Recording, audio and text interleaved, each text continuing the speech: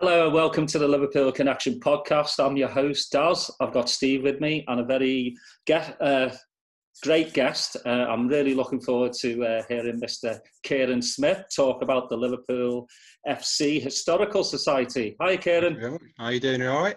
Good. Yeah.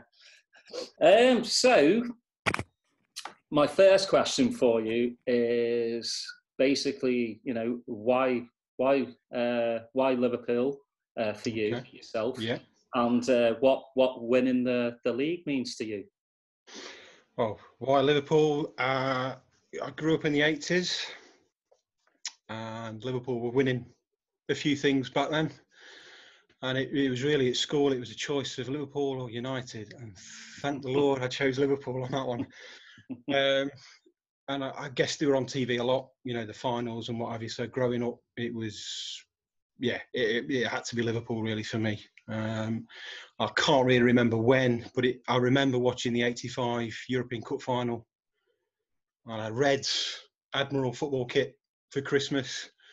I got that on watching it. Obviously, it wasn't the greatest of finals for obvious reasons, but that's the clearest memory, or the earliest memory I've got of watching Liverpool. But obviously, I'd followed them, before that as well. So, and as for this season winning the league, what can you say? It's like being back to the old days again, isn't it? It feels really weird though. I don't know. Like we were just speaking, before we went on. It's something you kept thinking this is never going to happen. We've had a few seasons where we've come really close. Obviously, last season was really seriously close, and City just pipped us. And I thought, here we go again. It's never going to happen. But wow, this season they've been something else. They have been phenomenal. And again, like we were just saying, to finish so far ahead, to win the league. It was settled weeks ago, wasn't it? It was, obviously we've had the pandemic in between time, but this was ours a long time ago. I think we've just been amazing this season. Hey, Kieran, you said that you had a choice between Liverpool and United. So you weren't brought up in Liverpool proper, then, I assume, is that right? No, I'm actually from right in the middle of England, in Derbyshire. I live quite close to Derby. So Derby County is the nearest club. In the late 80s, my dad started to take me to Derby because it was the nearest club. Derby had a pretty good team back then as well. They had Peter Shilton in goal. Obviously, the England keeper. They had Mark Wright, obviously, who joined Liverpool later on, and Dean Saunders as well. And I saw quite a few teams at Derby in that era. And then the first team in September '89, I saw Liverpool for the first time. And like I say, Derby were a pretty good team. They'd beaten most teams that we'd seen, but when Liverpool came into town, they got no chance. Liverpool won 3-0 that day. And they were absolutely, I was just in awe. You got your posters on the wall growing up as a kid of, Rush, Barnes, Hansen. And to see him out in front of you was just, wow. Yeah, it was just mind-blowing. It really was. Just before that, I can't remember the exact date, but I'd seen the reserves at Derby. And I always remember it. You used to get for the Central League games, you used to get a sheet of paper, just a plain sheet of paper with the two teams written on. And everybody was really excited for the Liverpool number 7, Steve McMahon. I thought, oh, wow, Steve McMahon's playing. He'd been in the first team, just breaking into the England team at the time. I thought, oh, yeah, this is going to be really good. And the players come out warming up. There's no Steve McMahon. Okay. Anyway, they go back in. Obviously, kits are on. They come out. No Steve McMahon. And the number 7 he must have been about 16, 17. It was Steve McManaman. Yeah, Shaggy. And he was awesome. He was absolutely fantastic. So yeah, that was kind of when I first really got to see Liverpool in the late 80s. And then I kind of went up to Anfield. I saw them play for the first time at Anfield. They beat Coventry City 4-0. And Mark Walters scored a hat-trick that day. David Burrows got the other goal. I think it was about 92, 93 times. So, and like I say, throughout the 90s, saw them quite regular. So, but yeah, just fell in love with the club really, and obviously the history comes into it as well. It's more than a club. It isn't a football club. It is more than that. I know they're saying now, this is Liverpool, this means more, and it really does, doesn't it? It's a way of life, really. It is. It's Yeah. heart and soul, for most people. And so, Steve, you want to ask about how we got started? Sure. Yeah, of course. Yeah, go ahead, mate. Kieran, it's very interesting. I accidentally found the group page on Facebook, and I saw that you started it in 2017. Yes. And now there's over about 3,200 people that are on this page, and it's amazing because, as we've alluded to, part of the allure of Liverpool, the football club, is the history. Yes. Yeah. The ability to go back generations and talk to people that are older and have this commonality of winning things. And we've mentioned this in a couple episodes, that now the present day fan can bridge back to that day, right? Where we we've won the league now. You've always talked about winning the league. Yeah. Now we have this thing in common. Yes. So can you kind of go back to when you first started that webpage, how you wanted to start it, what was the motivation, and then how you've been able to build it up since then? I guess the motivation, obviously the internet brings people together, and you're able to communicate with people that you would never, ever be able to communicate with before the internet. And I guess, I'm no expert on the history of Liverpool. I'm learning things all the time. It's too big to know everything. Let's be honest about it. So I wanted a group, certainly where I could learn more, and to be able to share things. And I knew that there's a lot of fans out there who've got a lot of memorabilia, and you've seen it yourself on there. Some of the things that people have collected, it's just amazing. It really is. So it's like a hub, if you will, where people can just go, they can ask questions. We get some of the most bizarre questions asked, and you think nobody's going to know the answer to that. So it's posted, and sometimes within seconds, it might be a really obscure game, for example, and within seconds people are posting pictures from the game, or it'll be a scan of the program that they've got, something like that. It's just amazing. And the way it's grown, I could never have imagined that it would be what it is now. I was just sort of glancing through before we came on, the people that are in the group now. I'm just amazed. We've got Tommy Lawrence's family in the group. We've got Peter Thompson's family in the group. Yeah. We've got some of Bill Shankly's family in the group. Bob Paisley's family in the group.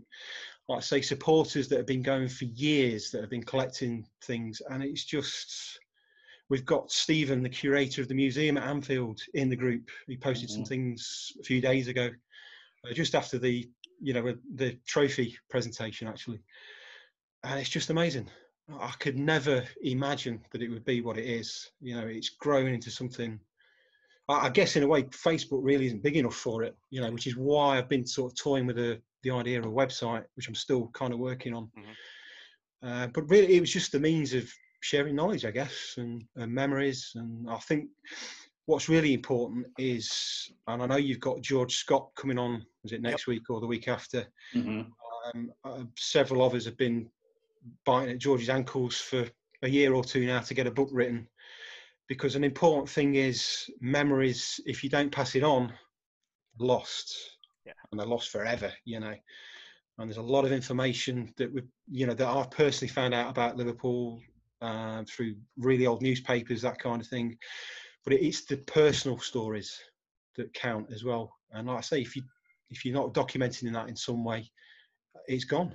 It's funny because you mentioned that somebody will post a question, and then within seconds there'll be a picture of a program from the day, or someone will say, I took my son that day, and these people, they were in the starting lineup, and it's just amazing to see, because I know I mentioned to you offline that when we've kind of transitioned the podcast to more of a bringing more stories about Liverpool versus just game analysis. And Yeah. these are the kind of things that we want to show people, that it's more than just the game day. It's an experience, and Yeah. the history is so rich Yes. that it's fascinating to see the things that you're getting things on your the Facebook group from back in the early 1900s. Some of the things that Yeah. they're showing, or Yeah. someone, they've posted a picture and they said, whose signature is this? And within seconds, someone does, that's this person's Yeah. signature. And it's just amazing that, and you could just tell that everybody's so excited about this Facebook page. Yeah. And we've highlighted it among our supporters group, that if Okay. you want to learn the history of Liverpool, this is a great place to be a No, thanks for that. participant, and just to sit back and watch Yeah. just the interactions of the members. Because I became a fan in '96, relatively late. Well, as soon as it became popular in the United States. But Yeah. Daz, that goes back to when he was a kid, and he's found a lot of things on that page that are like very illuminating, and Well, like yeah, for me, it's just it makes you reminisce. Yeah. And Yeah. what I also love about it, Kieran, too, is I've noticed there'll be some questions put, and then the actual person, like George, Yeah. will reply to it, and that's got to make him feel absolutely amazing. Yeah. I say it's a platform for that to happen, and like I say, I never anticipated having former players on, and like I say, the relatives that we've got on there. It's just, and it's like you say, you can pretty much post anything on there, and the answer will be there. Somebody somewhere knows. It's amazing. It really is amazing. Like I say, to be a part of that, I know, I run the group, kind of my idea sort of thing, but just to be a part of it, it's a privilege, really, I guess. And it's like you say, you can reminisce as well. And sometimes somebody will throw something out there. I thought, oh yeah, I forgot about that. It just bring, and it's like the old pitch to the stadium as well. Mm-hmm. A lot of people who are just coming into the game, you might have been to Anfield, but you've got no idea what Anfield was like. And it's like the Cop. I mean, I don't know about yourself. I mean, I was very fortunate to stand on there, and getting anybody now to understand what that meant. Mm-hmm. You can't really get it across. Obviously the videos and the photographs help, but like I say, it just brings it back, and then somebody will say something about the Cop, and I remember that. And it's because it's really, I think it's really important, the group. I think it's become something. Obviously, to hear you guys saying that as well, that really means a lot. Honestly, it really does. Well, it's we've also, as the supporters club here in Austin has grown, we've made it a point to recognize that the history of this club is very important. We're one of the very few supporters clubs who every year brings in a legend. Like we've had John Barnes this last September. Okay. We've had Stephen Nicol, Ronnie Whelan, Bruce Grobbelaar, Alan Kennedy, David Fairclough, David Gillespie. So we've had these legends come in and talk about those days. And so just with the expats that we have in our group, we know that it's important to keep that in mind, because the victories of today really they don't mean as much without having the context of the past. How, especially in the late 80s and in the 70s, having those successes and not seeing those type of days since then, the victories now really have a more importance. Yes. It's like I said, people have made a big thing. Obviously, we've won the league this week. I don't know if I mentioned that, but we're champions again, everybody. This guy, champions. Yeah, they're the ones. That's number 19. Now, how many people know about the 19? I mean, this goes right back to 1901, the first league title. That is one of the 19. I think it's important that people get to learn the history of the club. Personally speaking, I don't know of another club that's so entwined with its history. I really don't. There's some great clubs out there. Maybe you can include Real Madrid in that. I don't really know. I'm not much of an expert on Real, but I can't think of any club where it means quite as much as it does with Liverpool. It's so important. You know, it runs right the way through the club. There's been some great times. There's been some pretty diabolical times. There's been some really sad times, but it makes the club. That is Liverpool Football Club, you know, and it's important, I think. And one of the things I was really keen with the group, obviously with Facebook and social media, it's very popular with younger people. And a lot of people seem to think that football was invented in 1992. Right. It wasn't. Quite a bit happened before then, you know. Or 2005. Or 2005, yeah. A lot of people got involved in it then, and it was, you know, there's a lot of history going on. Sort of beyond that point, I think it's important that people learn it, you know, and appreciate what the club is. It's important. So, would you like to, you know, start doing like a little museum at some point? It's crossed my mind. I might get strung up for saying this, but I'm actually involved with the Everton Heritage Society. Oh, yeah. Now you can edit that one out if you want. But I tell you what, they've got a fantastic setup. They really have, and they're really passionate. They're not all Everton fans, obviously. There's a couple of us who are Liverpool fans.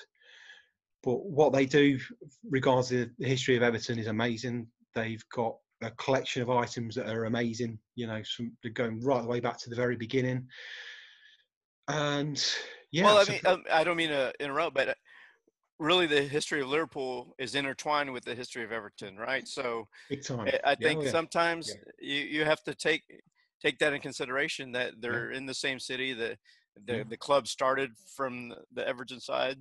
And you have to kind of know that history too, right? Yeah. So again, I don't think a lot of people know of it, and they certainly don't know the full facts about it. It's funny because I'm actually researching it at the minute. I've been doing it for a few months now, and you know, you find out certain things. Obviously, the popular one is it was a fight or an argument over rent, which it kind of was, but there was a lot more to it than that.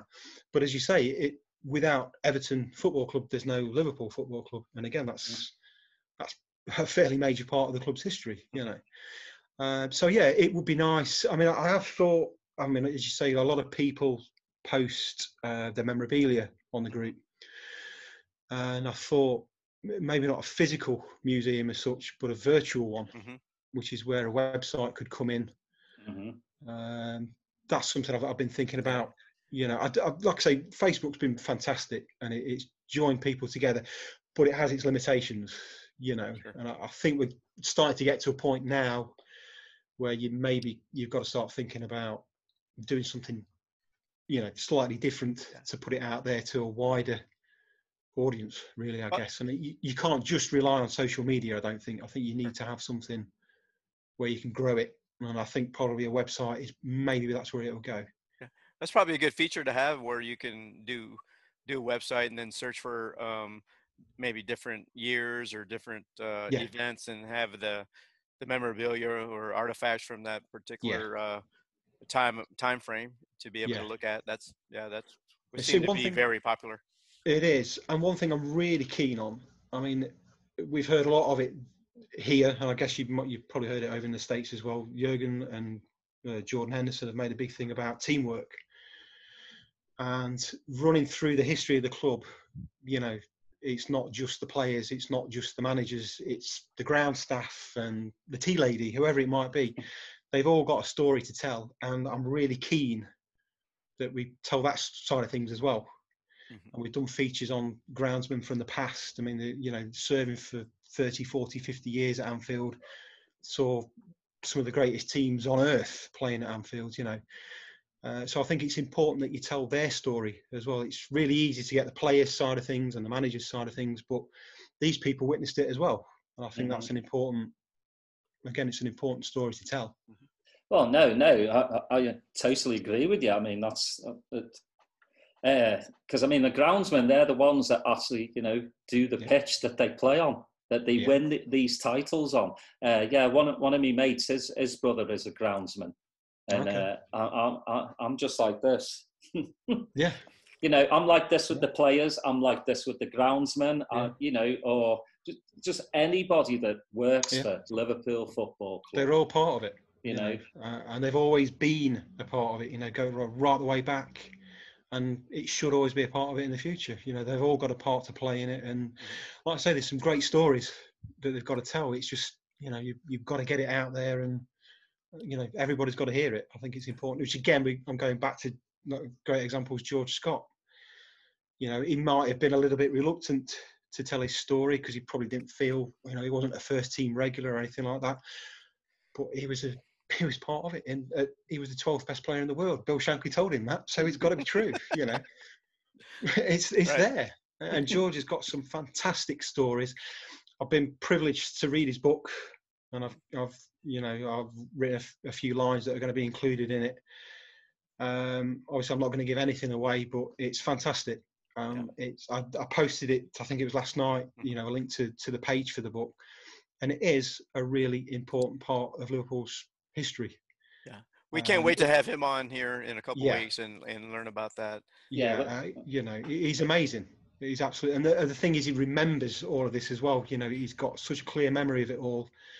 And like I say, it's important that we talk to him and we get this sort of information out of him. He blows me away with some of the things not only the things he knows, but the people he's met. Sure. I mean, he knew Ephraim Longworth.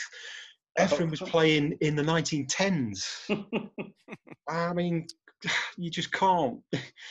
I can't get my head around that. It's just amazing. Yeah. I mean, go ahead, Darren. I'm sorry. Just to be like, in or around the team in the Shankly days. Yeah. I mean, that's just one story I want to hear from George. Yeah. That's gonna just. I'm gonna be like, because even that little snippet that we have that we put on our website. Yes. Yeah. You're just drawn to him. You want to hear more. I mean, it's a 2-minute like little snippet, and you're just like, I want more. Yeah. Like, he just seems like a really good storyteller. It is. And obviously, we've got to thank Jeff as well, who's written the book. Yeah, I mean, he's a proper wordsmith, and he's put something together with George that, trust me, it will draw you in straight away. It's an amazing story. It really is. Jeff is going to come on with George on the podcast. So that's right. Yeah. Honestly, he's done a fantastic job. The two of them together, it's important. It's important. Hey, I have a couple of questions for you. Actually, it's a 2-part. One, what are your maybe top 2 or 3 things that you've learned since you started this historical process, and then maybe like the 1 or 2 things that memorabilia or pictures that you're like, okay, this is awesome. Difficult. Yeah, that's I guess thinking about, I think one of the things that has really stood out, I'm talking about sort of memorabilia now, we had a guy in Australia. He didn't post on the group, he contacted myself, and he was several greats, great grandson of Sidney Ross, who was Liverpool's first ever goalkeeper. Wow. And he got a medal, and the family had no idea what this medal was. So I got him to take a couple of photographs for me. And at first, the family thought it was the Lancashire Cup medal, which basically Liverpool's first ever medal. And it wasn't that. And it was some bizarre Scottish medal, something to do with shepherds, and it was really weird. But it was like a charity football match. But it was to be able to find out what that was pretty amazing. Mm-hmm. But then you think that belonged to Liverpool's first ever goalkeeper. I mean, he only played about 13 games or something. But I just to see it, to know that somebody's got it, it's still there. So that's one thing. We've had a couple of items from the 40s. The club did a tour of the States just after World War II. Okay. And somebody had got a pennant that was when the two captains, and they got the Liverpool pennant that the Liverpool captain had handed over, and he just got. I'm sure it was hanging in his kitchen. He took a photograph in there, So again, it's in their possession. Like I said, there's really obscure things amaze me. Luggage tags from that tour, people have got luggage tags for the players. There was the bill from the New York hotel that they stayed in while they're over there. Just little things, little things like that. But it's hard to. There's been so many. It's a weekly thing. There's so many things. But what has amazed me is people's knowledge. I guess you think you know quite a bit yourself, but some people are just. It's like a computer. They're just. Everything's there. It's amazing. What's been like one of those I can't believe I'm hearing this kind of deal where someone comes up to you and says, back here this time this happened, or this person did this, and you're like, well, no one would ever know this unless you're telling the story. Yeah, it's hard to. I've spoken to another thing that kind of sort of going off to it a little bit. One thing that has surprised me in many ways is when you go way back, and I'm talking sort of beyond the 1920s, the amount of relatives who I found, because I do a lot of research, census returns and all that sort of stuff, they have no idea that they're related to that person. Or they knew they were related to the person, but had no idea about their football career and things like that. So that's become an important part, not necessarily the group of its own, but obviously what my involvement is with it. It's kind of, if you want to say, educating the families, really. And to be in a position to do that is pretty amazing, And we've done some great. I mean, I don't know if you've seen any of the ones we've done last year. And we had a lot of donations coming from the States last year. We did a headstone for George Patterson, who was a former manager, but he'd served the club for a long time. Really important person, sort of after World War One, going into the 20s and the 30s. And that's become something that I want to try and push now as well. There's a lot of former players, managers, the graves are in a really bad way, or they're not even marked. And I actually had a meeting in January at Anfield with the club, and the club have agreed to put some money each year for the next, I think it was the next 3 or 4 years, to try and do something with that. Obviously, we've had this pandemic, which has put the brakes on it a little bit, but it's something that we are working on. And again, that's kind of splintered off from the group. But it's just, there's so much stuff going on with the group, behind the scenes and what you see online. It's impossible to pick things out. There's just so many, So the group, the Facebook group itself, so you're doing a lot of things that are separate from that.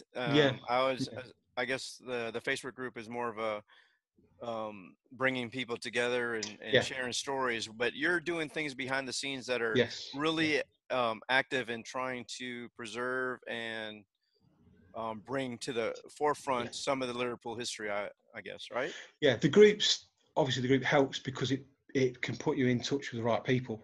And obviously we've got quite a few members who are involved with the club.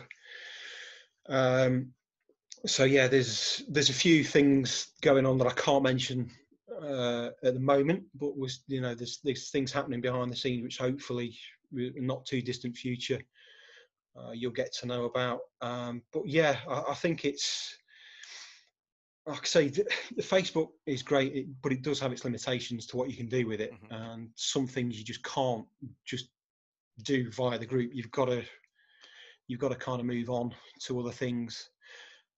Like I say, I do a lot of research on the families. I'm in touch with a lot of relatives who aren't on Facebook, for example. And it's great to be in touch with them.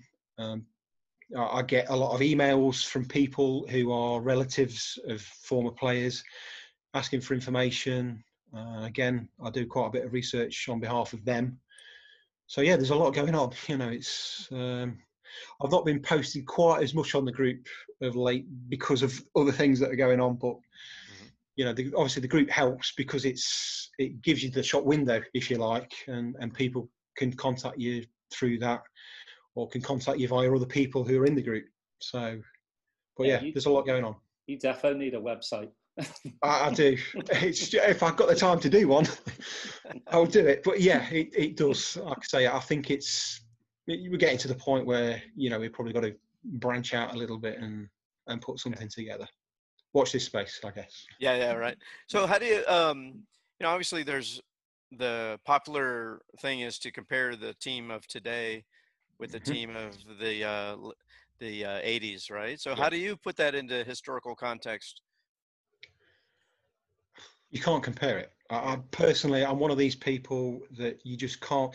You can't compare teams. You can't really compare individuals. But sometimes there are parallels, I guess. And for me, off the field, and I have said this in the group and elsewhere as well.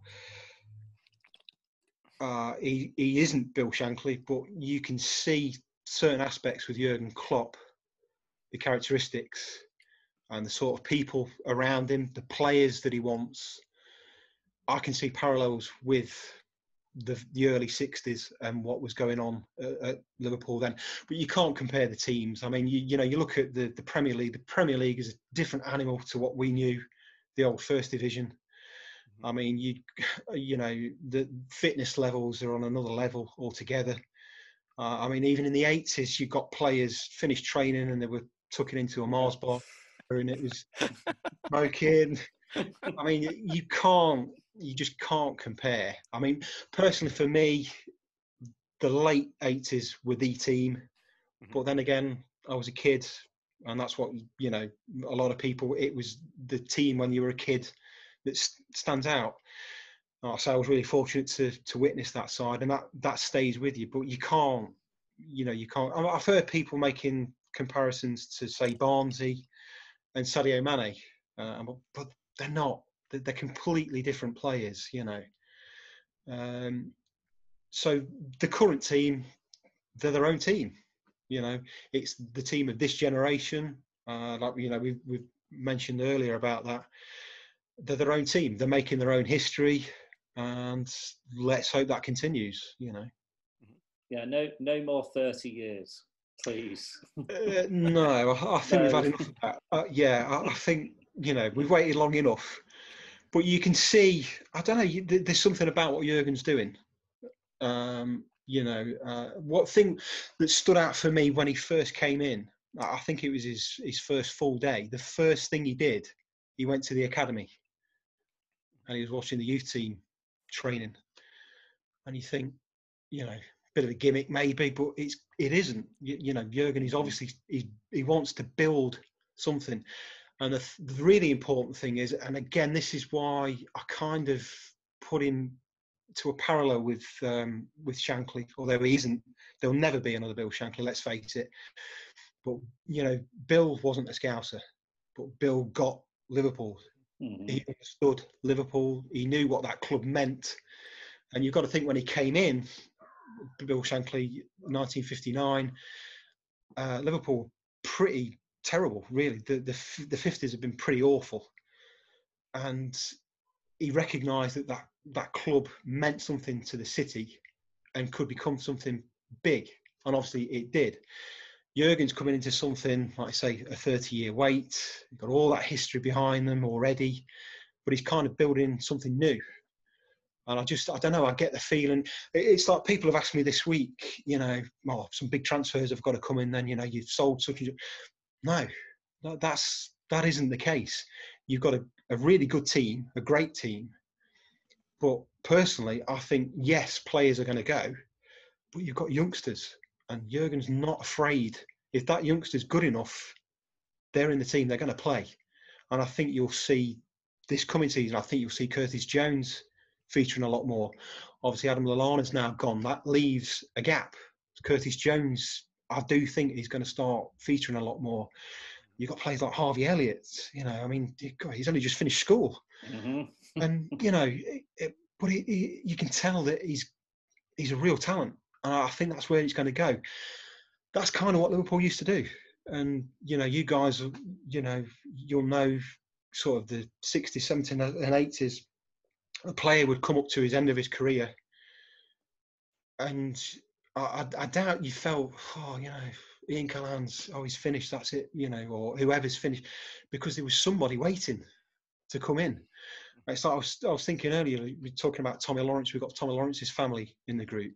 He was a fantastic goalkeeper, the first sweeper keeper. You know, he was in that great 60s side. He was Shankly's goalkeeper. Then he finishes. You know, the career's starting to wane. But then you've got Ray Clements sitting in the reserves. He's probably England's greatest ever goalkeeper. Yeah. They were there. They were waiting. And he's a nice guy too. He really is. He really is. And I get that feeling with Jurgen. He gets Liverpool. I don't know. It's hard to put across what I mean, but you know. No, it's fascinating because as you're speaking, I'm thinking about how Klopp has really galvanized the city, and then you kind of look back to when, you know, in the 80s, and it's difficult to separate Liverpool the city from Liverpool the football club because they're so intertwined. Oh, they are. And I think that a lot of people forget that it's such a, I don't want to say socialist team, but I mean there's a lot of social aspects to the team and how they bring everything inward. Mm-hmm. And so I think that's one of the fascinating things about your the Facebook group is that there's a lot of that historical context is involved when people are putting their memorabilia on there, and you can see the press clippings of the day. Yeah, it's so I never want to get involved with religion and politics and all that sort of thing, but it's Liverpool is unique. The city is unique. There is nowhere like Liverpool. There's nowhere like the people of Liverpool. It gets a lot of bad press and whatever. We all know about that, but I think that tends to be because people just don't get it. Mm-hmm. And I guess there might be an element of jealousy, if you want to call it that. I don't know. It's a unique city. It's a unique people. Yes, obviously the football is a massive part of life up there. I think football is the religion, personally. I think that's red and that's blue. And, you know, if you ever go to Liverpool, it kind of smacks you in the face straight away. It's everything up there. And like I say, to be a Liverpool manager, I think you've got to really get that. And like I say, Jurgen does. He gets it straight away. I think his wife commented again recently that I think United was sniffing around, and she said that's just not right. You know, and Liverpool are interested, and you can see that. You know, Jurgen just fits. He fits the mould. He gets the city. He gets the history, but he gets the future. You know, he's obviously aware of the past, but going forward is what counts. You know, he's the manager now, and like I say, they've got to make their own history. I think that's another reason why you just cannot compare like for like. You know, you just can't do it. It's this side is the side of now, and it's going to be the side of the future. Well, I love how Jurgen even says, like, eventually he wants a team full of Scousers, but I don't think he's actually really meaning 11 Scousers on the pitch. No.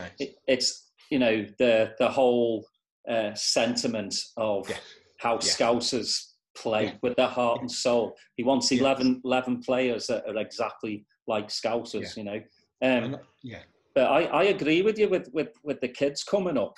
You know, all these people like wanting Mbappe and players like that. They don't fit. They don't fit the Jurgen mould. They don't fit the Liverpool way either.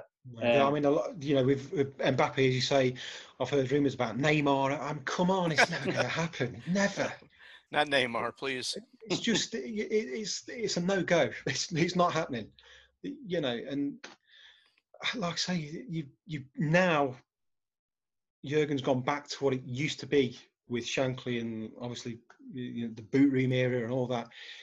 You've got to be the right person. It's not just being the player. You've got to want to fight for Liverpool. I guess that's, I forget the exact quote, but Shankly said it. He wants somebody who's willing to ram the head through a brick wall and carry on playing the other side. And I think that's what Jurgen wants as well. And you can see that. The team ethic has changed over the last 3 or 4 years, you know, that Jurgen's been there. You've seen a change. Hey, do you think, Kieran, that this ownership group, the current ownership group, FSG, they have a a better understanding of the history of Liverpool I think so. versus I think Gillette so. and Hicks? Obviously, Absolutely. we no one, we're in Texas, so Gillette and Hicks, they're kind of had their starts here, Yeah. and so we don't have no one has a good perspective of them. But I mean, it seems like this particular ownership group, they are getting to understand that what the historical importance of the 96, just some of the legends, they're in the ambassadors, they're having a bigger part of the club as getting the word out and being part of the broadcast and just like I said, ambassadors of the team. Do you think that that's a cognizant effort on their part to do that? I think so. Yeah, I mean, Gillette and Hicks, bit of a disaster. Let's be honest. It didn't go well. Sure. They dragged the club right down, and you don't do that with Liverpool Football Club. These guys came in, obviously Americans again. There was a few alarm bells ringing. Here we go again, kind of thing. But again, they get the Liverpool way of doing things. And, you talk about the history. The big thing for me personally, and I know it was for a lot of supporters, it was staying at Anfield. Mm-hmm. Anfield is not a stadium. Right. Anfield is a home. Yeah. I can't describe what Anfield means to me personally, but, it's more than a football stadium. Yeah. And the fact that they pretty much straight away, we're staying here. We're not going anywhere. They changed the business side of things. It was no longer the need to have an 80, 90,000 seater stadium. They'd done it over at Boston, obviously at Fenway. They knew what they were doing with an historical ground. And they've obviously redeveloped the main stand, which is amazing. I don't know if you've ever, managed to get there yet. But you go through that and it's all shiny and new. It's beautiful. The lounges are really nice. But what really got me, with my anorak on as a historian, there's history in there as well.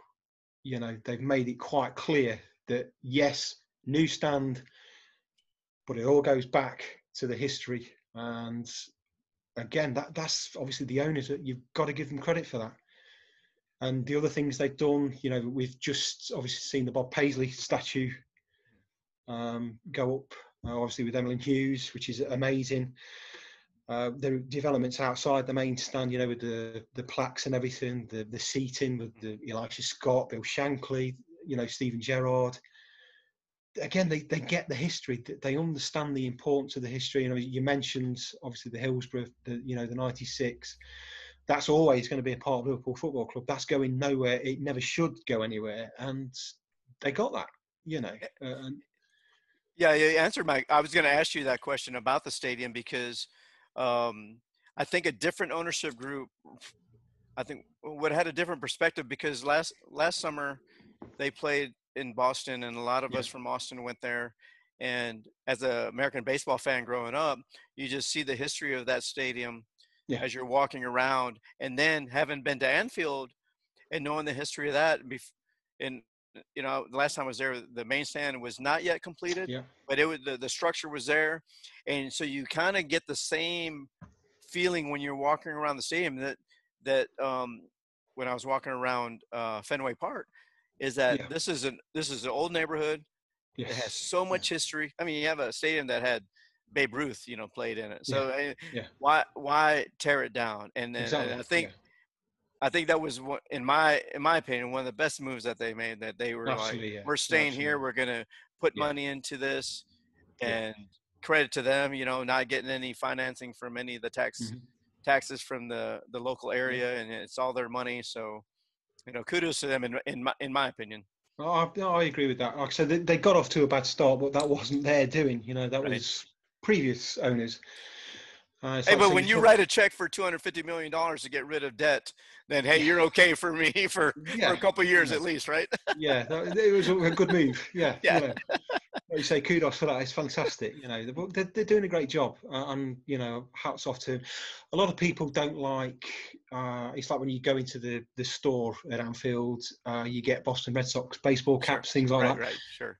it doesn't sit well with some people, but that's modern football. You know, that's, you know, the financial side of the Premier League is what it is. Personally, the Premier League obviously started in '92. I think Liverpool were really slow to get to grips with the Premier League. You look at United, off the field with the finances, they were putting up a superstore really early on. You know, they were bringing the money in, and I would say Liverpool are slow. I think that they were slow to that. And again, you've got to give these guys the due. They've done that. It doesn't sit well with a lot of people, but that's the Premier League. That's the modern era, and that's how it's going to be for a long time. You know, and we've kind of got to accept that. And if you're going to be competitive, then yeah, you've got to do these kind of things. Yeah, I think they've made some really, really smart business decisions. Yeah. But I've always thought that, you know, there is no Anfield without the community, and there's no community without Anfield. It goes on. You know, there, absolutely right. You know, like if you got rid of one, Liverpool, you know, City just wouldn't be the same. You know, so fair play to them, because we talked about this either last week or the week before. You know, in America, the stadiums are like way, way away from any you know, surrounding where people live. Well, back home, you know, the stadium's right there, and you know, to just walk up, you know, for a lot of people, you know, get out to the front door and just walk up to Anfield. I mean, that's the biggest, like, I mean, especially for me, you know, my granddad used to take me when I was really young. Just that walk up to Anfield. It is special. Yeah. Oh, it is. You get goosebumps every time I go. You know, and I don't think that will ever stop. You know, that kid in me will always be there. Yeah. Like, I think that's the same for most of us. And again, putting the old anorak on. I mean, you know, you walk through those streets, and obviously a lot of the research I've done, the players lived in those houses. Mm-hmm. And I kind of, and you don't have to go that far back. I mean, you got Billy Liddell living a stone's throw away. Joe Fagan lived a few streets away, all the way through. Even as a manager, he was living. And there was a chap who was in the group. It was telling me he was friends with Joe Fagan's son, and they went after school and went into the front room. And Kenny Dalglish was sitting in the front room, waiting for Joe Fagan to come back. And on the washing line was the first team's kit. And this is in the early 80s. You know, the streets are just as important to me as the stadium, and taking one out of the other just doesn't. It can't be. You know, there's too much going on there. And it's like I say, obviously you've got to go way back. But Alex Raisbeck, who was the first superstar of the club, he was the captain in 1901 and 1906 when they won the league for the first and second times. And again, he lived a few streets away. And I was talking to the family, and they said he used to just put his boots over his shoulder, walk down to the ground, play, then go back to the house. He's just played a first team game at Anfield. I just can't. And the houses are still there. A lot of them are still standing. People are still living there. The place is just history. So to remove it from would have been just sacrilege. You know, you can't do that. Yeah, the washing line has changed. It might have changed. I think the owners have got one of those spinny ones now. I think they've got rid of it. But you know, it's that's such a brilliant story, though. I mean, like I couldn't imagine, like, you know, this day and age, going to somebody's house and they've got the first team's kit up. You know, well, you can't even get your Lamborghini out of first gear by then. Exactly. Right? Yeah, I think some of the cars you struggle to get on the driveway, to be honest. But I mean, you look at Bill Shankly. Bill Shankly lived close to Melwood in an ordinary house. Yeah. And there was like a grass verge outside. The amount of supporters and he used to speak to, sometimes they were invited in. Mm-hmm. They wore the grass away. You know, I can't. You feel like you've missed out in a way. You know, Paisley just lived in an ordinary bungalow, and we've got Nicola, who's in the group, she's a relative of Bob's, and she was at university. She lives in Durham, obviously where Bob was from, but she was at Liverpool University. And I thought it's just a little story, but somebody posted something about Billy Liddell, and she says, "Oh yeah, we used to talk to Billy in Sainsbury's."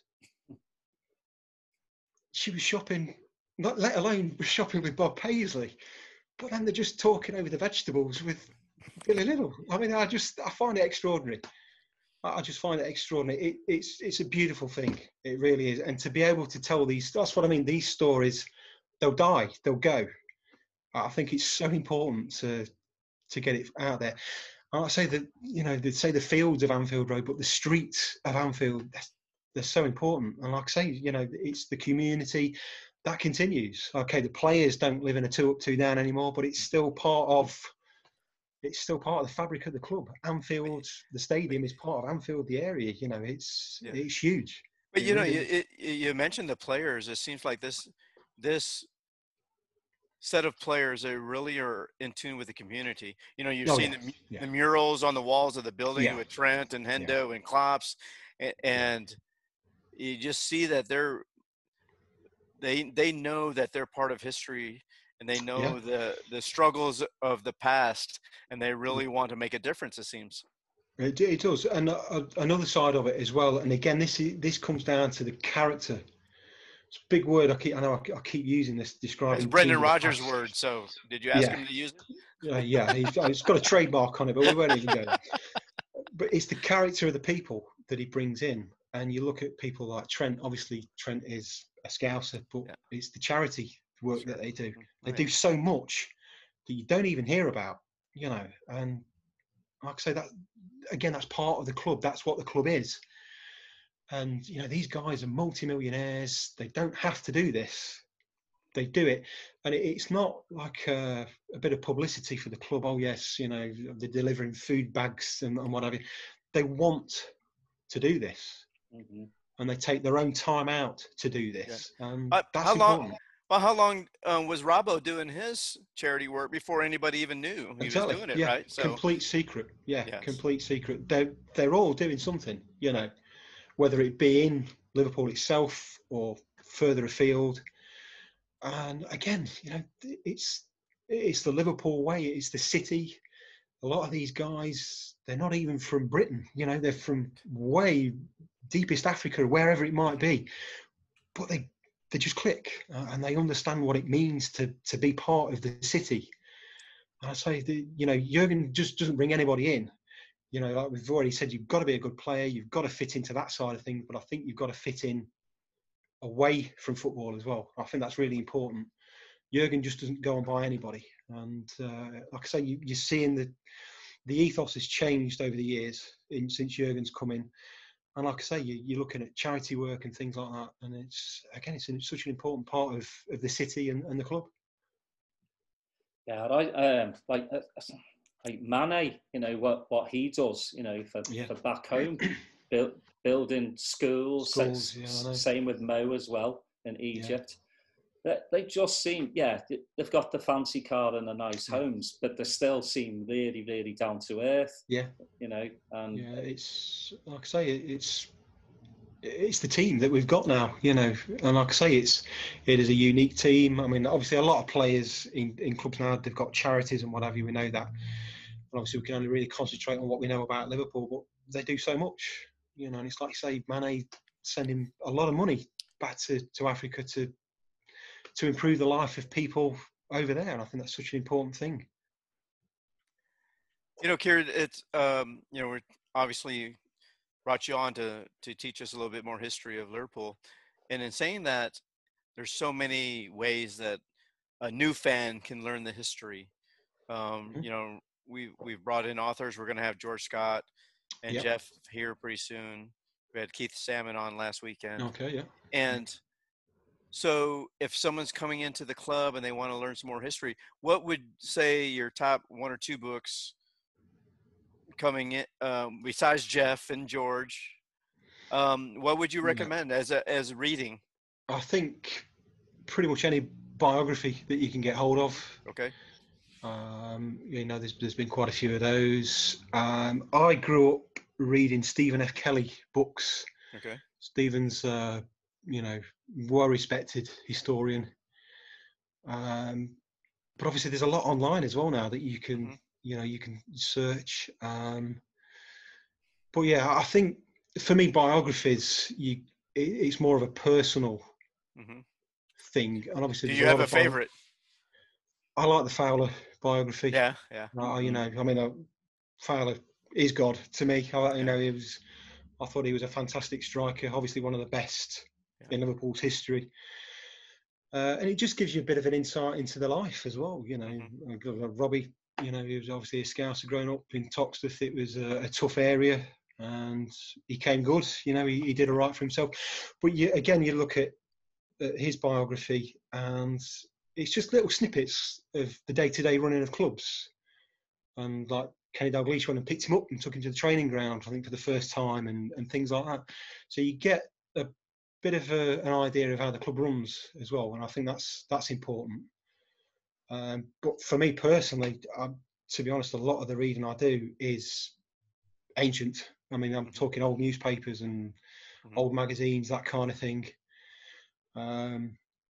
You find out a lot of tales from way back when.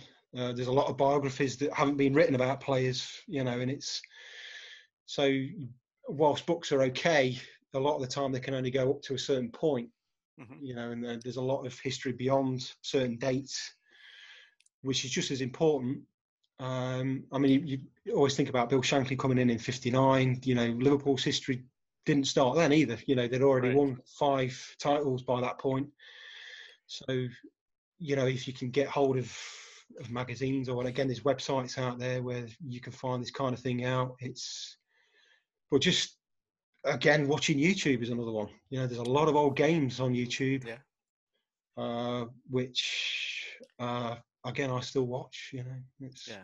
TV's pretty dull at times, and on goes YouTube. And well, I'm gonna put you on the spot and go, Kieran. What I would like, Steve Wilson would like, is a top 5 books that you have read, and you say, hey, read these books. Not now. I'm saying post it to the Facebook group. Okay, I'll have a think. So you have some time to think about it. Okay. Obviously, I'm going to put George's book in there because it really. It is. We all know that's going to be number 1 here in a few weeks. But before that, I'll do that. I'll do that. Yeah. Because I think a lot of people that are coming to the history of Liverpool, there's so much out there, like you alluded to. Facebook and YouTube. I'll do that. And biographies, like, okay, where can I start? Here's the starter kit of Liverpool history books. Yeah, I'll do that. I don't mean to keep my beer in the view. No, that's fine. But hey, here's because like the Fowler book. He's my favorite player. I have not read his biography, but I've read Stephen Nichols or Rafa Benitez and other ones. So I was like, I need to get that one. So just to kind of jog the memory. So another good one as well, which I had as a kid, and I've still got it. And it was day-to-day running, but it was the time, it was the season, it was the Hillsborough season. Yeah. And I think it's called the Ray Houghton Notebook. Okay. And it's basically a diary that Ray Houghton kept throughout the season, and game by game and things like that. And again, as a kid, it kind of fascinated me. And again, you got to see kind of where they stayed, how they trained, that kind of thing. But obviously, Hillsborough is a massive part of Liverpool Football Club, and people just coming into supporting the club read it because it's a player's perspective. The Bruce Grobbelaar one is a similar one as well. Obviously, Bruce was in a position on the pitch on that day that many people wouldn't want to have been in personally. And, his accounts of things are really important. I just think Hillsborough was such a big part of the city and the club. Like I say, I think if you're going to get Liverpool, you've got to get that first. I don't know. It's. I asked this question a couple of weeks ago because we've had recently we had a Hillsborough survivor on our podcast, and then last week we had Keith Salmon, who was also there, and ESPN did a documentary of that. I don't know if you had the opportunity to see it. It was well done, but the more perspective of that day, it's fascinating to me. And obviously it's very poignant where it's such a big part of the history, even today, all these years later, that you can't get enough. There's so much information out there, and I think there's still more information coming out. And thank you for your Facebook page, bringing some of those stories out to light as well. So I think again, I kind of don't want to. You don't want to talk about it, but you do. And then we've got a lot of survivors in the group, and obviously when it comes to the date, very often I'll put something on there, newspaper photographs, not of the actual events, that's not something I want to go over. But then you get the aftermath, I think, is forgotten. We know about the people that sadly lost their lives, but there's a lot of people affected by it and still are. And, we're talking a long time now, and these people are still affected by it. And the group, again, very often when it comes up to the date, like I say, we put something on there, and you'll get posts from these people, and they'll tell you stories about the run up to the day and things like that, and obviously what's happened since. But that history is still evolving. We're still learning, and I think it's important. Like I say, anybody coming in supporting Liverpool Football Club, and obviously winning the league now, there's going to be a lot more. I think, you've got to understand the history of the teams, the players, all that sort of stuff. But you've got to get Hillsborough. You've got to understand what it's meant to the club, still means to the club. Obviously, Heisel's got to come into it as well. That sadly had an effect, which, again, I don't really like talking about too much personally. But like I say, that's my first memory of watching Liverpool was that day. And it's all for the wrong reasons, but, that's another story altogether. But they're two big parts of the club, and they shouldn't be forgotten. They won't be forgotten. And like I say, I think it's important. Like I say, you've got to learn about the teams, but you need to grasp what those two events meant, and obviously still mean today. I think they're two really important things. And obviously the 96, it's on the back of the shirts now. It's forever. And I think I have known new supporters, not personally, and they don't know what that is. They didn't know what that 96 resembled. And you kind of scoff at that a little bit. But like I say, you're talking about people who may even live in Europe, many, many, many miles away, completely new to the sport. And but they weren't even born then. Not even born. And you get a lot of flippant remarks from people. Social media can be evil in many ways. And it annoys me when you get people of a certain age who I would like to say should know better, but they don't, because they weren't there. They weren't there at the time. They got no understanding of the way football was. Hillsborough obviously very sadly happened, but football grounds back then weren't the best places to be. A lot of them hadn't had the money put into the infrastructure. You were in some stadiums going back to the Edwardian era. They hadn't had any money spent on them, and I think it's important that people understand what going to a football match meant back then, and how that could have happened anywhere. That was obviously. So obviously, a contemporary issue is the standing coming back into the stadiums, right? Yeah. Not a fan of the idea personally, not because I'm opposed to standing as such. I guess it's understanding how it works. I think the Anfield Wrap did something on Celtic Park. I think somebody went up there, and I don't really get the understand. I think a lot of people who used to stand, and obviously I can include myself in that, you have your little spec, you'd get into the ground, get in early if you could. On the Kop, that could be a disaster if you needed the toilet, but we won't even go there. you know, you get on your you get your place. Daz was on top of his dad's head when he needed to use the toilet when he was a kid. It happens, you know. Rolled up newspaper. Yeah, they're pretty grim stories, it's got to be said. Not many dry echoes left the building during match days. Or dry shoulders. Yeah, and like I say, you got your area, and you stood with your friends and what have you. Safe standing isn't going to be like that. You know, you'll have a ticket, and I think you obviously have a space where you've got to be. Bit like a seat, but you're standing instead. Yeah, okay, the atmosphere might be a little bit better, but it can never be. You know, if they announce tomorrow that next season all the seats are coming out the Kop, we're putting safe standing in, and there you go. It's not going to be the Spine Kop, 1906 to 1994. It's not that. It can't be that. So I don't know. I don't know how I feel about it, really. I think you got the rose-tinted specs on, thinking it's going to be, you know, like I say, standing with the lads, and it'll have a massive effect on the atmosphere. I'm not so sure it will. Yeah, I'm sorry. Go ahead. So I was just going to say, Liverpool fans, it doesn't matter whether you're seated or standing. We know how to create an atmosphere. I think Anfield's pretty good. Yeah. I was going to segue into that, because you're saying this is not the Spine Kop. You know, you've seen the transition of such a more diverse populace in the stadium over the years, and that creates its own history. You're getting fans from all over the country, from all over the world now, that are coming to Anfield and bringing back stories from Anfield. Because I know when I've been there before and come back, and I tell everybody, and they're like, "Should I go?" Like, you need to go.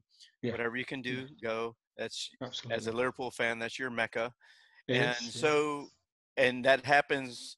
I mean, I'm sure you've been there, and you see people from Singapore and Hong Kong and all these different areas, and seeing the history and the pictures of the stadium back even 15, 20 years ago, it's a different atmosphere now. It's changed a lot.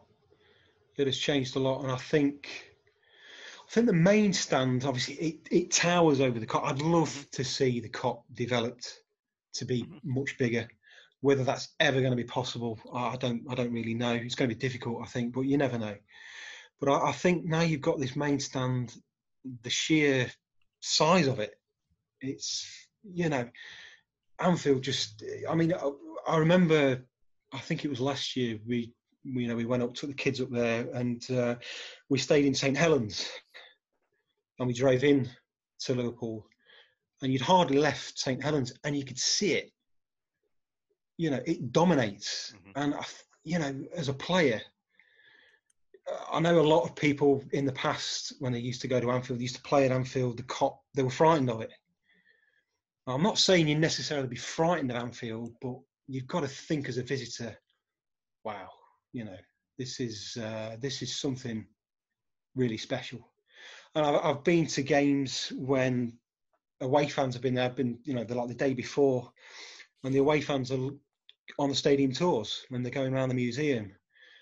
And like I say, nobody's got a history like Liverpool's, and they're just in awe of it, you know. And it's Anfield is special, and it's like I say, I think as a visitor, I'd be pretty nervous about pulling the boots on and going out there. And I'm not saying games are won like they used to be, you know, when the Kop was standing, because the Kop could be pretty dominating, to be fair. I mean, I saw it in the 90s, and it was okay. It wasn't its heyday, but it was still something else. And I always remember when I went to the Coventry game, the first time I went to Anfield, we were in the Centenary stand, which is now obviously the Kenny Dalglish stand. We were right at the back, I mean, right at the very top. You know, we got pigeons roosting next to us and God knows what else. And you look down, and you could just look down on the Kop, and it was just huge. And we got in early, and just watching it filling up, and it was just to see so many people, and then obviously to be a part of that as well was just insane. But Anfield's different now. It's been heavily redeveloped, as we know. Obviously, there's talk now of the Anfield Road end going the same way.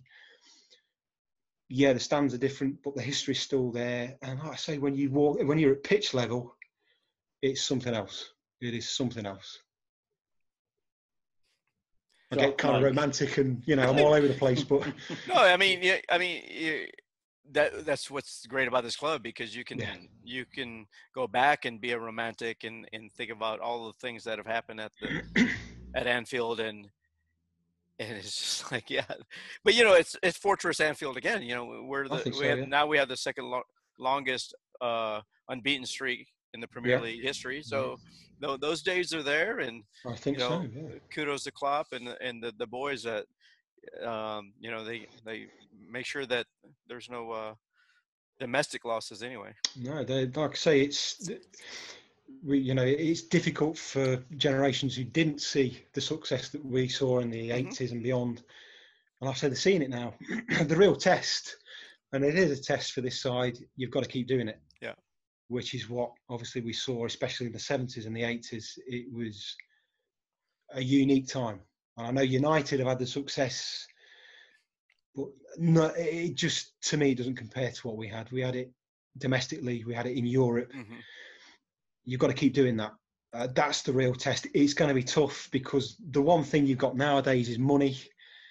I don't like saying it, but City and Chelsea, they've kind of bought the way in. They've got a rich owner. They bought the big name players. You can say it on our podcast. You can. It's there though, isn't it? It's true. It's true. Yeah. I mean, Chelsea and City, they were a bit of a laughing stock for a long time. I mean, Chelsea almost went bust. I mean, Ken Bates was taking money at the gates. That's why we have songs, right? We have songs about it, right? That they have no history. So that's what it's all about, and it's going to be tough, because they'll throw money at it. You can be guaranteed about that. But the thing is, Liverpool have got the plan. They've stuck to that plan. They don't panic. They don't flash the cash needlessly. So let's hope they're building something like we've spoken about. Let's hope that it can continue. And the modern fans really get to see what Liverpool Football Club is all about, And old Bill Shankly said, a bastion of invincibility, and that's exactly what we want to see. That's where we're going. This season, it's been just that. They've been pretty. I think they've kind of switched off the last few games, but that doesn't really matter that much, does it? It was signed, sealed, and delivered by then. So it's, I have one kind of whimsical question for you. Is that, what's your favorite kit? My favorite kit, without a doubt, was the candy with Flex. With the red, or the red one, or the silver? It's got the both. Yeah. Both, yeah. I mean, my kids, I know your kids have, I think they've got a candy shirt, one of them. My kids have got them as well. Yeah. That was the kit that, that was my team. That's what they wore. And that's without a doubt, that's my kit. Yeah, the red always candy is my favorite as well. Yeah, it always will be. Mine too. Yeah. Yeah, is that right? Mm-hmm. Yeah. It's I've got the tracksuit top as well, the white one with the silver and the Adidas going on at the front there. So that was my kit, definitely. Nice. I like that one. I got the yellow crown one. I like that one. All right. Yes. Yeah. Good times. Yeah. Crown There's been some paints. Great kits. Yeah. Crown paints. I know, it's brilliant. It's like I say, the kits are a massive part of the club as well. It's all part of the history. It's great. Funny. Yeah.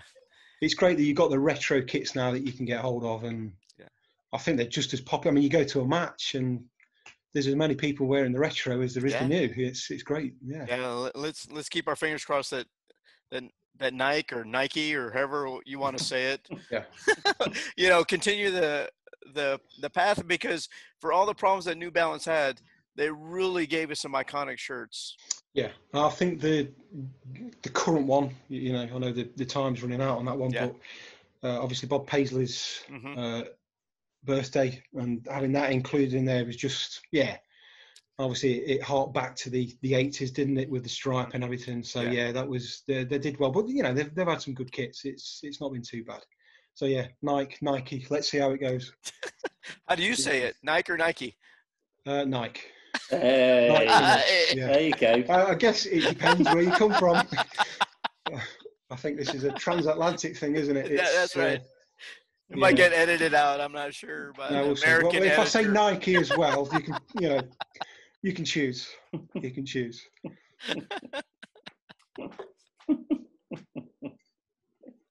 And so, Kieran, what do you think with this? Like, because we're only going to have a month turnaround. September 12th is what we're looking at. It's quick. Yeah, it's going to be a quick turnaround. Any business, it's got to be done transfer-wise, which, again, personally, don't think there's going to be a lot on Liverpool's side. It's got to be done pretty quickly. Mm-hmm. Obviously, again, I think the fitness of the players at Liverpool is key. Because it is heavy metal football, it's constant pressing. That's got to take it out of you, even if you're a trained footballer. So he's obviously got the right people behind the scenes in terms of fitness and diet and all that sort of thing. So I think they've got a job to do this season. But then again, every club's got the same scenario. But it's a quick turnaround. Yeah, there's not a lot of time really to get things sorted. But I'm pretty sure Jurgen he'll have it sussed. He knows what he's got to do, and I think they've got to be prepared, because when you're champions, you're vulnerable. Mm-hmm. Everybody will raise the game. Yeah. Everybody wants to beat the reigning champions. Next season's going to be really tough, and that's a sign, I think, of the great teams that we've had in the past, where we've won back-to-back titles, 3 in a row. You don't just do that on a whim. You've really got to be top of your game. It's going to be difficult. We were talking about that earlier today, that last year the Champions League final was on the 1st of June, I believe. Yes. Yeah. And then we saw Liverpool in Boston 3rd week of July, maybe. It was pretty. And so it was a very quick turnaround. So we're thinking, like, so this year we're ending the season now, July 27th, 28th. Yeah. I'm not sure what the date is today. So they're going to have just as quick a turnaround as they did last year. And so, I think Liverpool is prepared, because without the, going deep into obviously the Champions League, there's no European Championship. You have some of those players that last year were playing on their national teams during the summer, so that they're not going. So it'll be interesting. But then you go back and say, wow, you only get 1 month off, right? Yeah. At this level. And that just goes back into the game management of Jurgen Klopp, how he's been able to do it, because 2 years ago, we played a different style than this last season. When this last season, we're okay winning 1-0, right?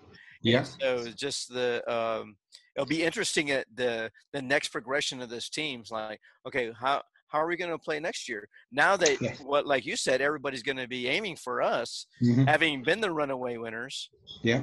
And been kind of vulnerable at the end of the season because Robbo's been on the AL and things like that, right? So, how does what is the next step? Because Jurgen Klopp, to me, seems like it's somebody that he wants to change. He in his personality, he has to change something every year, right? Yeah. He's not the guy that says this worked last year, it'll work again.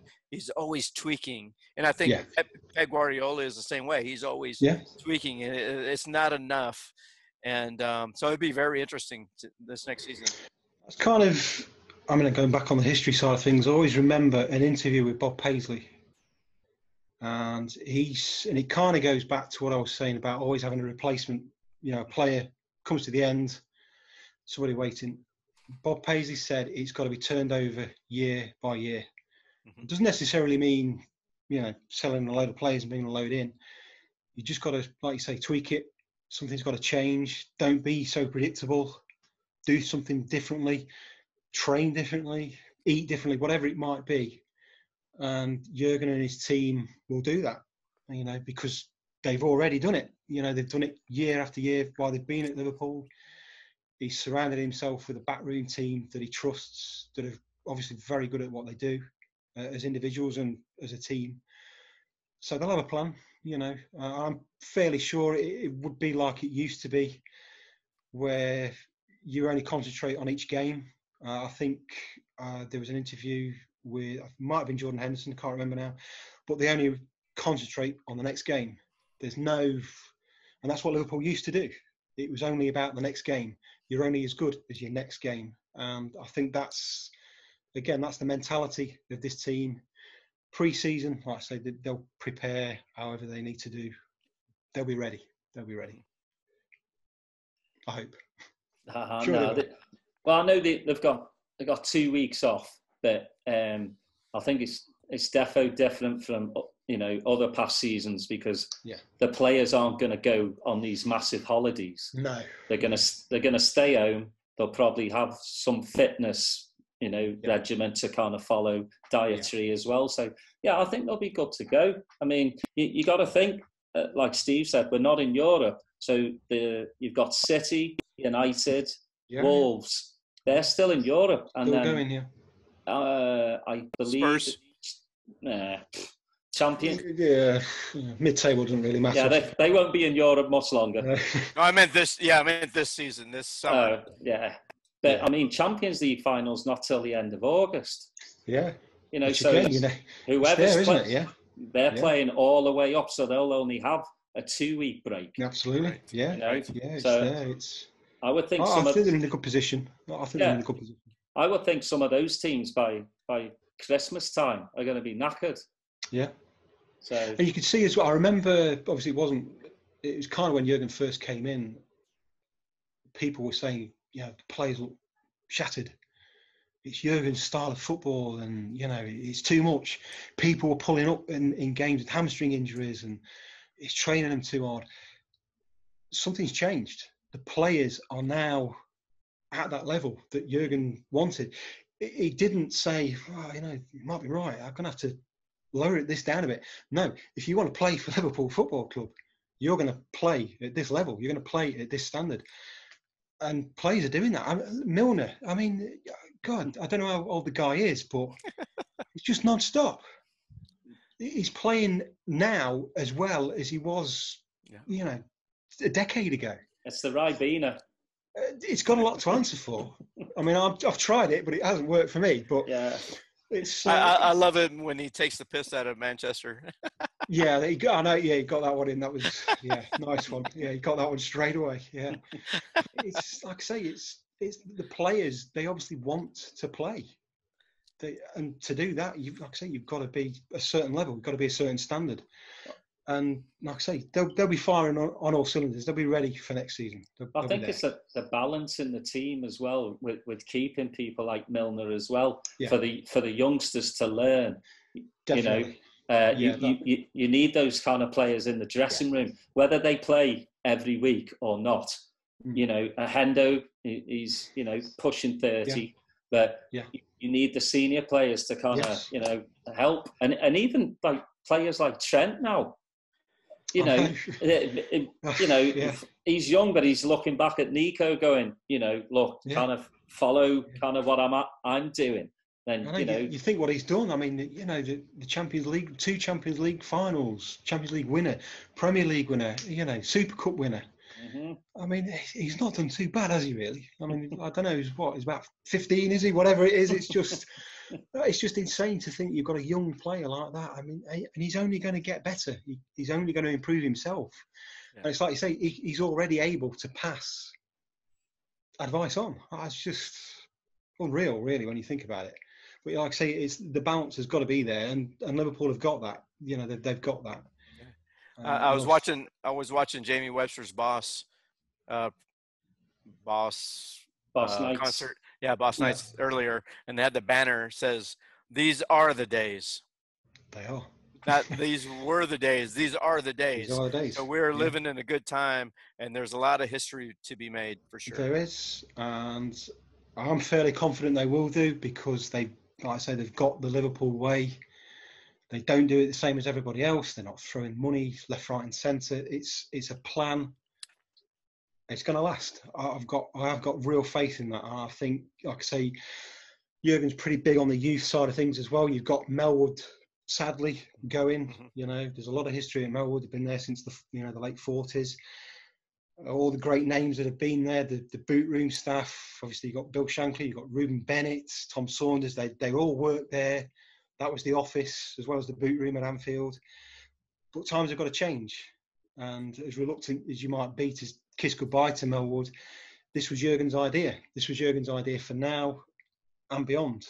And I say, I do feel if we can stick to that, you're going to see a lot of youngsters coming through at Liverpool now, which has always been on the cards. I mean, you know, the academy's been going for a number of years now, but to have the two together, I think is going to make a massive difference.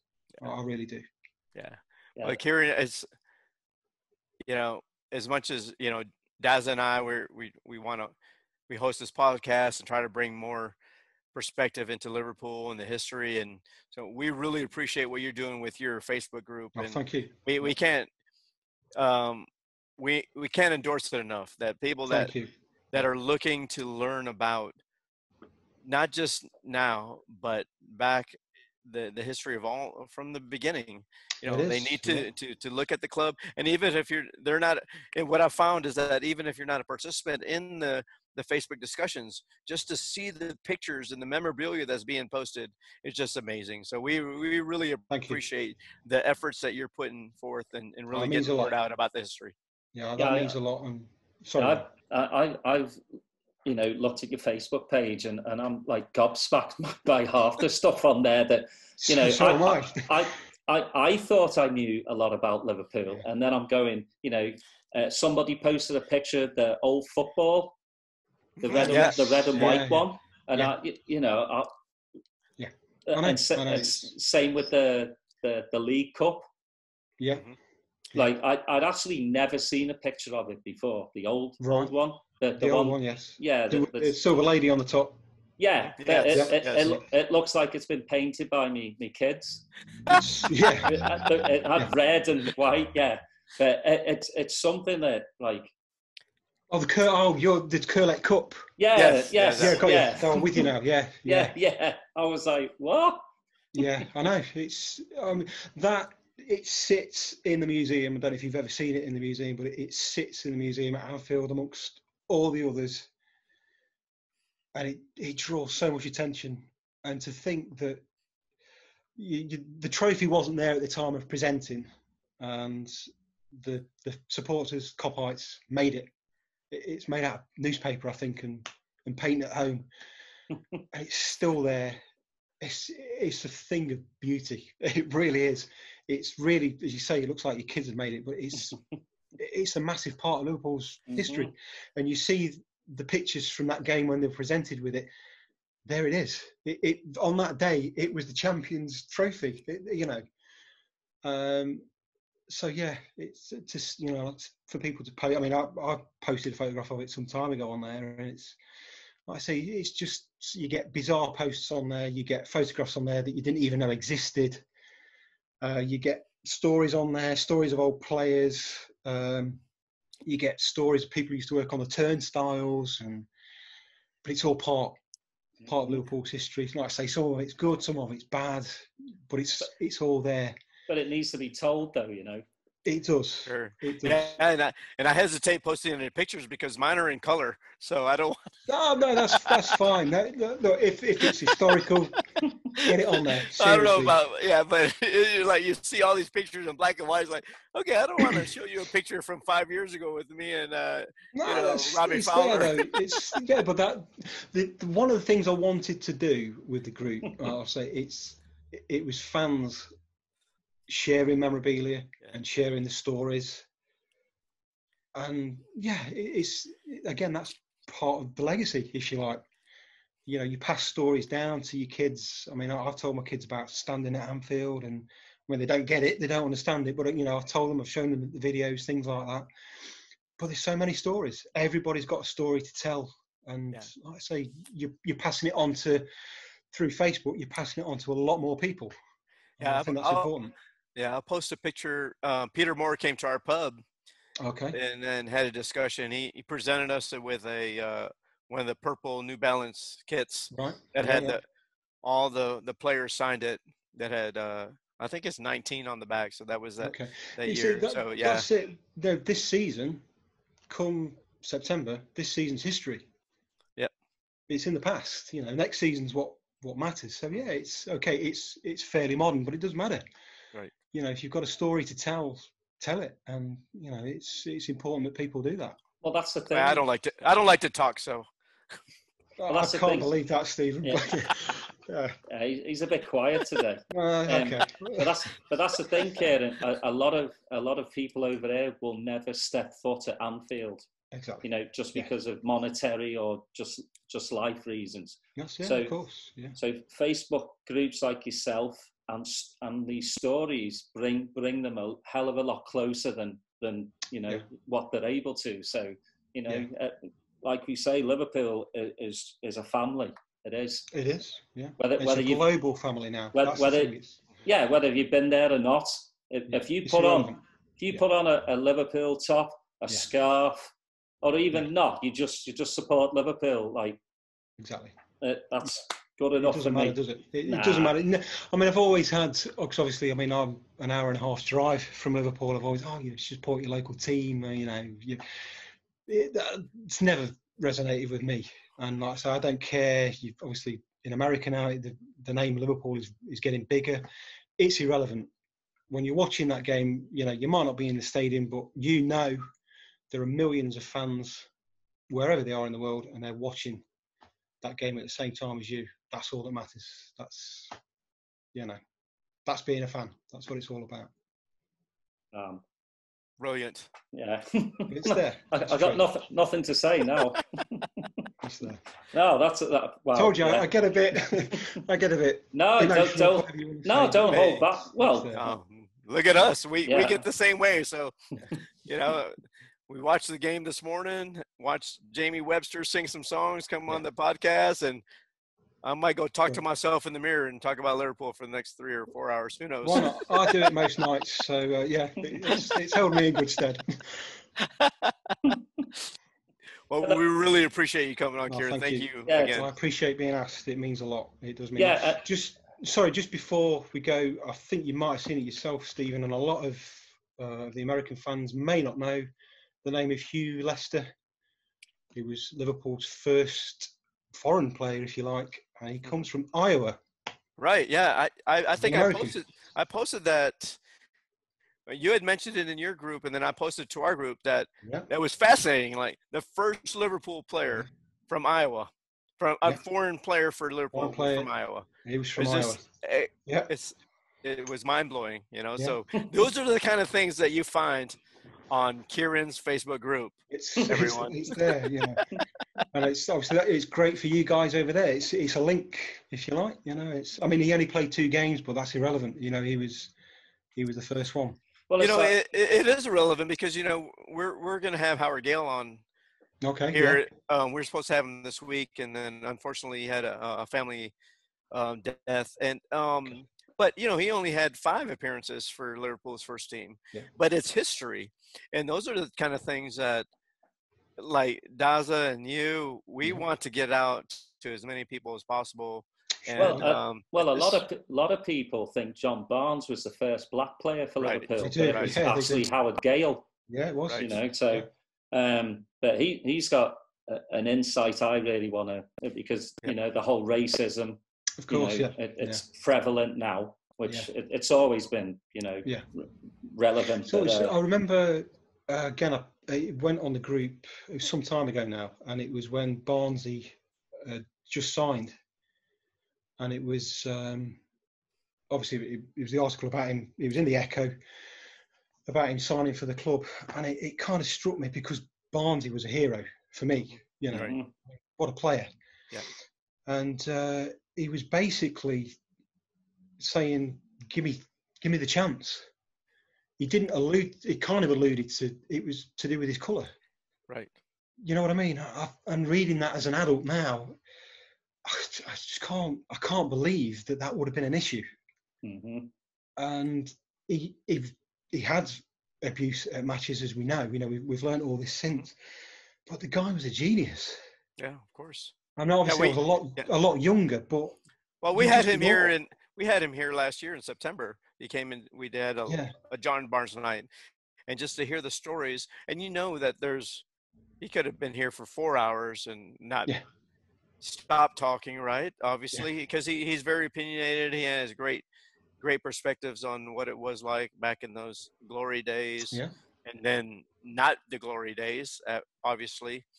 But that's just the history of this club, and I had mentioned that previously, like last night, I had a interview with somebody from Tokyo.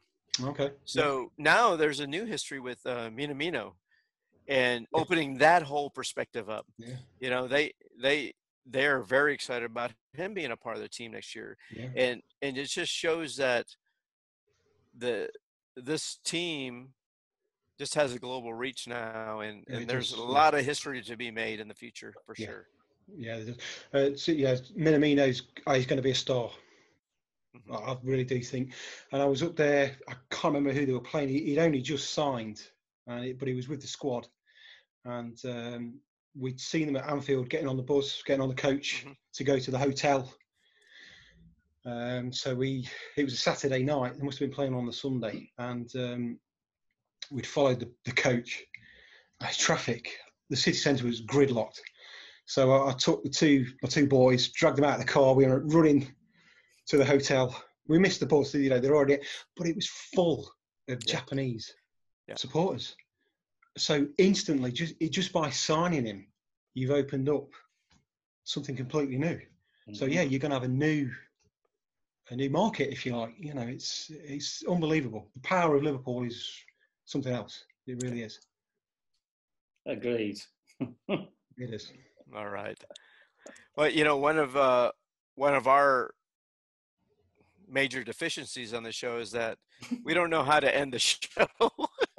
Because we will speak forever about Liverpool, but we know that we want to be respectful of your time, and we know it's late there in Liverpool or in England. I'm sorry, and but once again, Kieran, it's been brilliant, man, having you on. So I appreciate it. I appreciate being asked. It means a lot, and I appreciate hearing what you say about the group. You know, it's good to hear that people are enjoying it and people are using it as well. That's what it was for. So that's good. Well, you'll get a lot more traffic hopefully now. Hopefully so. Like I say, still working on the website.